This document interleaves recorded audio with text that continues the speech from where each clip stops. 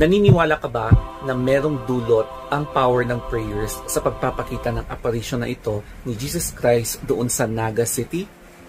Sinasabi kasi na kapag meron kang hinihiling through the power of prayers, tapos biglang nagpakita ang apparition na ito ni Jesus Christ, ay malaki daw yung percentage na pwedeng mag-grant daw yung prayers mo tsaka yung wish mo. Hindi naman siguro masama kung maniwala kayo or meron talagang hindi naniniwala, pero yung mga ganitong klaseng apparition ay pwede nating i-flashback nung historical times kasi maraming beses nang nagkaroon ng ganito sa iba't ibang panig ng mundo. Ayon sa kasabihan na if ever man na nagkaroon ng apparition sa inyong lugar, magkakaroon daw ito ng mabuting pangitain. Ibig sabihin daw, there will be a new light that will shine brightest in your area. Since nagpakita ang apparition na ito sa Naga City, marami ang naniniwala na posibleng magdulot ito ng napakaraming swerte. At kung ikaw ay sinuswerte, baka mas marami pang swerte ang darating sa buhay mo. And magkakaroon pa daw ng mga bagong pag-asa doon sa Naga City. Balikan natin yung picture na to. So, kuha ito doon sa Naga City habang nagpe-pray sila. Tapos may simbahan dyan.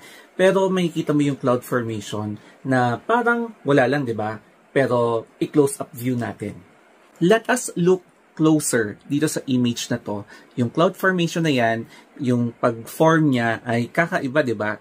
So, kapag i-zoom pa natin further, there is something familiar na nag-form talaga siya as Jesus Christ.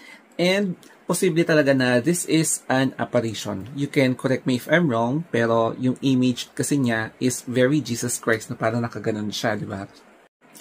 I myself ay isang believer ng power of prayer. Kasi eto ako, nung nagpe-pray before ako mag-take ng exam, na sana'y paluwagin pa yung isip ko para masagutan ko yung mga ang hihirap na mga questions.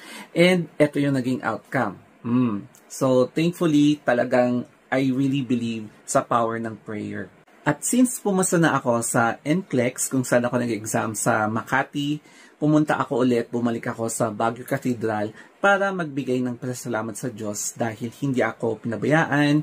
Parang na-enlighten talaga yung isip ko habang sinasagutan ko yung exam. So, ito yung talagang nagpapatunay na prayers are strong. Yung power talaga ng prayer ay pwede niyang ibigay kung ano yung hinihiling mo.